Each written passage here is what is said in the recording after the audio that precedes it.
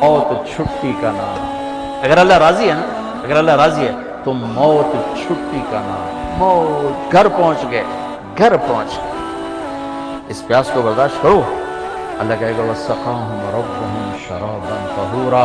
پھر اللہ تمہیں اپنے ہاتھ سے پلائے گا، وہ شراب پلائے گا. تم دنیا کی شراب چھوڑو، اللہ اپنے ہاتھ سے جنت کی شراب پلائے گا. تم دنیا میں پاک دامن بن کے رہو، اللہ جنت کی حسین ترین نیک خوبصورت لڑکیوں سے تمہارا نکاح کرے گا، جو مٹی سے نہیں بنی، مشک، عنبر، زعفران اور کافور سے بنی. مشک، عنبر، زعفران، کافور سے.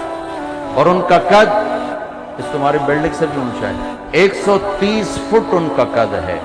130 فٹ. اماں حوا اور ابا آدم 130 فٹ کے تھے. یہ وقت کی رفتار نے ہمیں گھسا گھسا گھسا گھسا کے یہ 5 فٹ کر دیا ہے. آگے اور چھوٹے ہو گئے. جنت کی لڑکی 130 فٹ پر ہے، تمہیں بھی اللہ 130 فٹ کر دے گا. اور لمبے بال حسن ہوتا ہے، حسن ہوتا ہے. جنت کی لڑکی کے بال کندھوں پر نہیں ہیں، شانوں پر نہیں ہیں، سر کی چوٹی سے چلتے ہیں اور پاؤں کی ایڑی کا بوسہ لیتے ہیں. 130 فٹ لمبے بال.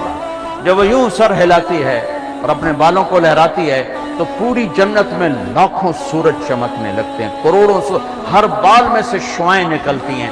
جیسے یہ سٹیج کو نہیں سجاتے مختلف رنگوں سے، ایسے اس کے بالوں سے مختلف رنگ نکلتے ہیں. پوری جنت میں روشنیاں پھیل جاتی ہیں. اس کے یہ بالوں کا حسن ہے. سورج کو انگلی کا پورا دکھائے تو سورج نظر نہ آئے تو چہرہ کیسا ہوگا؟ جب انگلی ایسی ہے تو چہرہ کیسا ہوگا؟ اور جنت میں نور کی چمک اٹھے گی. جنت ایسے دیکھیں گے، بھائی یہ نور کہاں سے آیا ہے؟ تو کہیں گے فرشتے، ایک لڑکی خامند کے سامنے مسکرائی ہے، اس کے دانتوں سے یہ نور نکلا ہے جس نے جنت کو چمکایا ہے. یہ جو ایمان والی عورتیں بیٹھی سن رہی ہیں پریشان ہو گئی ہوں گی، اللہ ان کو جنت کی عورت سے 70,000 گنا زیادہ خوبصورت بنائے گا. اور ان کا مناظرہ ہوگا، مناظرہ جنت میں نا مناظرہ ہوگا. سوکن پنا نہیں ہوگا، سوکن میں نہیں، مناظرہ ہوگا. ایمان والی عورتیں اور جنت کی عورتیں، حوریں ایمان والی عورتیں. اب جنت والی عورتیں کہیں گی نحن الخالدات فلا نموت، ہم نے موت نہیں دیکھی، زندہ. نحن الناعمات فلا نبأس، ہم نے بڑھاپا نہیں دیکھا، جوانی. نحن الراضیات فلا نسخط، ہم نے کبھی لڑائی نہیں کی، ہمیشہ راضی. نحن المقیمات فلا نرحل، ہم نے کبھی ساتھ نہیں چھوڑا، ہمیشہ ساتھ دیا ہے. یہ چاروں باتیں دنیا کی عورت میں نہیں. جوانی بھی مستقل نہیں، بڑھاپا آتا ہے، اور موت بھی ہے، اور ناراضگی بھی ہے، اور ساتھ کا چھوڑنا بھی ہے. موت آ جاتی ہے، ساتھ چھوڑ جاتا ہے. اب اس کے جواب میں مومنات کیا کہیں گی؟ نحن المصلیات فما صلیتن، ہم نے نماز پڑھی، تم نے کوئی نہیں پڑھی. نحن الصائمات فما صمتن، ہم نے روزے رکھے، تم نے کوئی نہیں رکھے. نحن المتصدقات فما تصدقتن، ہم نے صدقہ خیرات کیا، تم نے کوئی نہیں کیا. ونحن المتوضئات فما توضأتن، ہم نے روزے رکھے، تم نے روزے کوئی نہیں رکھے. تو حضرت عائشہ فرماتی ہیں فغلبنہن، تو ایمان والی عورتیں جنت کی عورتوں پہ غالب آ جائیں. یہاں مردوں پہ غالب، وہاں حوروں پہ غالب. اللہ کے نبی کی عورتیں، اب بیویوں سے حسن سلوک کرو.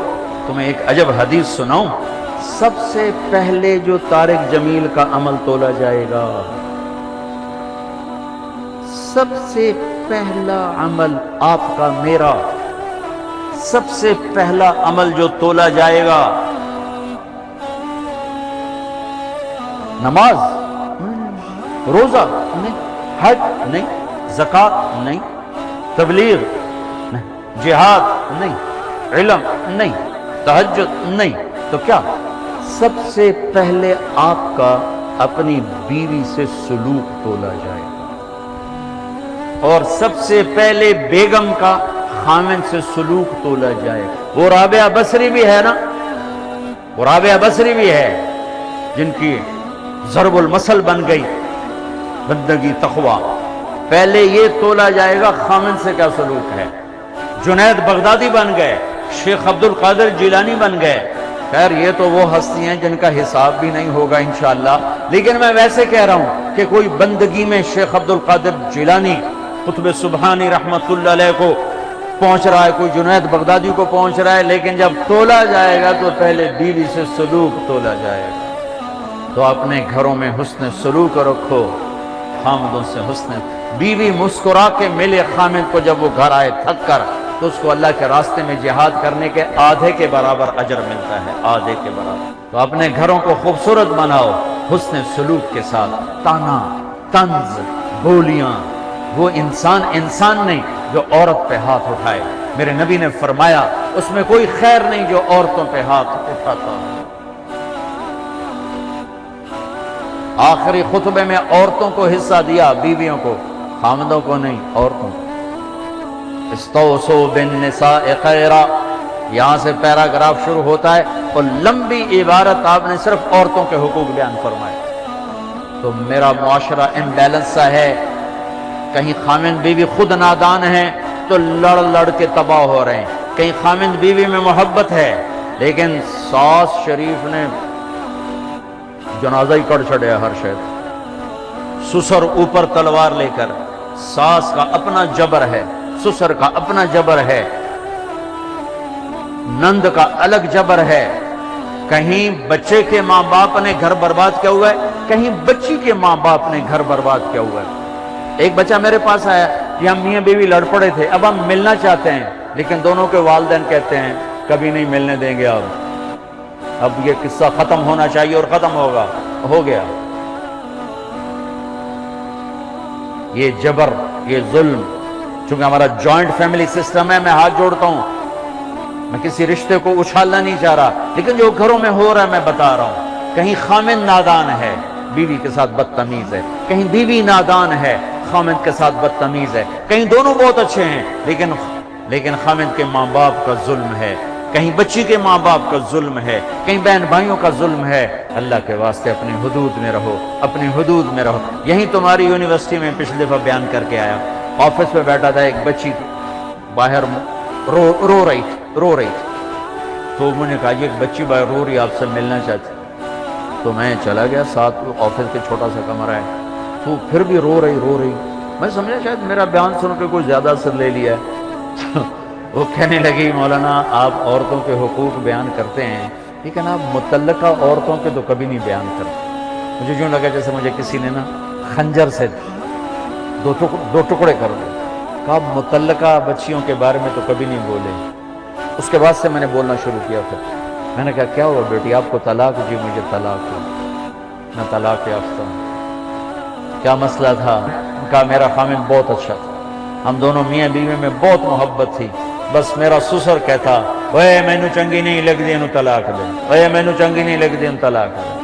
تو 1 سال تک تو میرے خامند نے پریشر برداشت کیا، پھر اس نے کہا میں بہت مجبور ہوں، ماں باپ کا پریشر ہے، اور مجھے طلاق دے کے گھر بٹھا دیا۔ اب کوئی ہے ہی نہیں جو ہمیں پوچھے، بوڑھے لوگوں کے رشتے آتے ہیں۔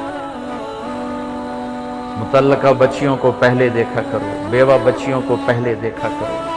میرے نبی نے متعلقہ بیوہ عورتوں سے شادی کی، صرف ایک کنواری سے شادی کی، اور ہمارے یہاں طلاق کی ہوئی ہے، انت طلاق ہو گئی، انت طلاق ہو گئی ہے، انت طلاق ہو گئی۔ 99% ظلم لڑکے والوں کی طرف سے ہوتا ہے، 1% لڑکی کا ہوتا ہے نادانی، لیکن اکثر لڑکوں کا ظلم ہوتا ہے۔ وہ رشتے تلاش کرو جو بچیاں بیٹھی ہوئی ہیں، کہیں بچیوں کی شادیاں ہو گئی ہیں، بچہ ساتھ لے کر گئی ہیں، یا نوجوان چھوٹے بچوں کے ساتھ بیوی فوت ہو جاتی ہے تو وہ دوسری شادی کرتا ہے، تو نئی ماں آتی ہے، تو سوتیلے پن کے جو ظلم سنے ہیں اس نے بھی دل کو پارا پار کر کے رکھ دیا ہے۔ سوتیلے یتیم جب روتا ہے نا، جب یتیم روتا ہے تو اللہ کا عرش کانپ اٹھتا ہے، اللہ کا عرش کانپ اٹھتا ہے، اور اللہ تعالیٰ فرماتا ہے کس نے یتیم کو رلایا، کون ہے اس کے آنسو پوچھے اور میری رحمت کی چھاؤں میں آ جائے۔ جہاں کہیں باپ سوتیلا ہے، کہیں ماں سوتیلی ہے، اللہ کا واسطہ دیتا ہوں اللہ کی رحمت کی چھاؤں میں آ جاؤ، سوتیلی اولاد سے حسن سلوک کر کے متعلقہ بچیوں کو پوچھو۔ اس کے بعد پھر میں نے یہ حدیث میں نے پڑھی تھی، بیان نہیں کرتا تھا، بھول گیا تھا۔ میرے نبی نے فرمایا تمہیں سب سے اعلیٰ درجے کا صدقہ بتاؤں، سب سے اعلیٰ درجے کا صدقہ بتاؤں، سب سے اعلیٰ درجے کا صدقہ جی کیا کہ جس کی بیٹی کو طلاق ہو گئی اور وہ گھر آ کے بیٹھ گئی، اس پہ خرچ کرنا سب سے اعلیٰ درجے کا صدقہ ہے۔ اللہ ایمان والی عورتوں کو جنت کی عورتوں پر بھی غالب کرے گا۔ یہ خوبصورت زندگی ہے، اور ایک چھوٹا سا کام سارے کر لو، بہت بڑا مجموعہ ماشاءاللہ، احباب جمع ہے، میر حال دل کہہ لے، ہاں پھر التفات دل دوستاں رہے نہ رہے۔ میں آپ سب نوجوانوں سے ایک مطالبہ کرتا ہوں، آج بیٹھے بیٹھے توبہ کر، توبہ کر، اللہ کی قسم، اللہ کی قسم آپ کہو گے نا کہ اللہ میری توبہ، آپ ایسے نکلو گے گناہوں سے جیسے مکھن سے بال نکلتا، اور یوں پاک ہو جاؤ گے جیسے ماں کے پیٹ سے آج نکلے ہو۔ اللہ کو معاف کرنا اتنا اچھا لگتا، یہ نہ ڈرنا کہ میں نے مانچسٹر میں بیان کیا، یہ توبہ کی بات کی، ایک نوجوان آ گیا 35-36 سال، مولانا کیا واقعی اللہ معاف کر دیتا ہے؟ وہ اتنا سہمے ہوئے، ہمارے نوجوان خطیبوں نے نا لوگوں سے اللہ چھین لیا ہے، اتنا خوف دکھایا ہے تو لگتا ہے دوزخ ہے، جنت کے سپاس سے وسدی کوئی نہیں۔ اچھا اللہ معاف کر دے گا؟ میں نے کہا جی۔ کیا واقعی معاف کر دے گا؟ میں نے کہا جی میرے بہت زیادہ گناہ ہیں۔ میں نے کہا بچہ تیری عمر کیا جو کہہ رہا تیرے بہت زیادہ گناہ ہیں؟ وہ تو اتنے گناہ کر، میں گناہوں پہ دلیر نہیں کر رہا، میں مایوسی سے نکالنے کی بات کر رہا ہوں کہ ہمارا نوجوان یا بوڑھا کہتا ہے جی میرے گناہ بہت زیادہ ہیں، میری کیسے توبہ ہوگی، میری کیسے معافی ہوگی؟ میں یہ بتانا چاہتا ہوں کہ میرا اللہ کہتا ہے دھرتی گناہوں سے بھر دے اور اٹھا کر آسمان کی چھت کو لگا دے، اور پھر ایک دفعہ کہہ دے یا اللہ معاف کر، تو میں سارے ہی معاف کروں، سارے۔ تو آپ تو سب بچے بیٹھے، اور بوڑھے ہوں گے تو 60-70 سال 80 سال، اس سے زیادہ کیوں؟ تو جب ہم کہتے ہیں نا یا اللہ میری توبہ، اور ایک اور حدیث سنو، میرے نبی نے فرمایا جو توبہ توڑ دے پھر کر لے، پھر توڑ دے پھر کر لے، پھر لیکن کرے سچے دل سے، کرے سچے دل سے، کرے سچے دل سے۔ اگر دن میں 70 دفعہ بھی اس کی توبہ ٹوٹی اور اس نے ہر دفعہ کر لی سچے دل سے، تو اللہ کا محبوب ہی رہے گا، مجرم نہیں بنے گا۔ کتنے مزے کی بات ہے۔ اب تمہیں حدیث کے لفظ سنا دوں تاکہ تم کوئی اعتراض نہ کرو کہ کتوں گھڑ کے بولی جاندہ ہے۔ ما اسر من استغفر وان عاد فی اليوم 70 مرتا، جو دن میں 70 دفعہ توبہ توڑ کے پھر کر لے، اللہ کی نظر میں مجرم نہیں ہے۔ مجرم کون ہے؟ جو توبہ نہ کرے، جو کہ کیا ہو گیا، سارے شراب پی رہے ہیں میں نے پی لی، کیا ہو گیا، سارے منہ کالے کر رہے ہیں میں نے کیا، کیا ہو گیا، سارے رشوت لے رہے ہیں میں نے لے لی، کیا ہو گیا۔ یہ کیس خطرناک ہے۔ اور وہ جو رونے دھونے والا ہے وہ تو مسئلہ ہی کوئی نہیں، ساری زندگی کا گناہ ایک آنسو ایک آنسو ایک آنسو۔ توبہ کرتے ہو؟ کرتے ہو؟ میرے ساتھ کہو یا اللہ میری توبہ، پھر کہو یا اللہ میری توبہ، پھر کہو یا اللہ میری توبہ۔ لو 3 سیکنڈ میں اللہ نے آپ کے سارے گناہ معاف کر، اللہ کی قسم معاف کر دی، اگر سچے دل سے۔ بس اب علماء سے پوچھ لینا تو کرنا کیا ہے، نمازیں چھوڑی اب کیا کرنا ہے، روزے چھوڑے اب کیا کرنا ہے، زکوٰۃ چھوڑی اب کیا کرنا ہے، لوگوں کے حق ضائع کی اب کیا کرنا ہے۔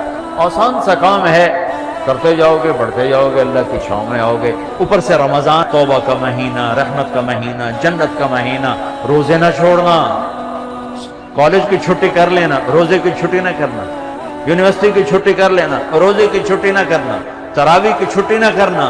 تراویح کے ہر سجدے پر 1500 نیکی لکھی جاتی ہے۔ بندے بن کے افطاری کرنا تو انشاءاللہ تراویح ساری پڑ جائے گی۔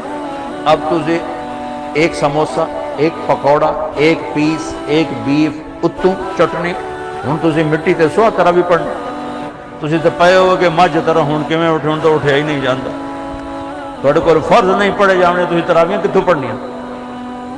لہذا بندے بن کے افطاری کرو، ایک کھجور کھاؤ، سادہ پانی پیو، ٹھنڈا پانی نہ پینا سخت گرمی میں، افطاری ٹھنڈے پانی سے نہ کرنا، سادہ پانی سے کرو، کھجور لو، سموسے پکوڑے دہی بھلے پیس، یہ تمہارے لیے مصیبت بنیں گے افطاری کے وقت۔ افطاری ہلکی کرو، بالکل ہلکی، کھجور جو میرے نبی نے کیا، یا کوئی فروٹ تو فروٹ کا چاٹ ہے اور اس کے ساتھ سادہ پانی، سادہ پانی، یہاں تک کہ آپ کا معدہ فنکشن میں آ جائے۔ مغرب کی نماز پڑھو، اب ٹھنڈا پانی پینا چاہتے ہو پی لو، کوئی مسئلہ نہیں، لیکن زیادہ ٹھنڈا نہ پیو، وہ اور مصیبت ڈالتا ہے۔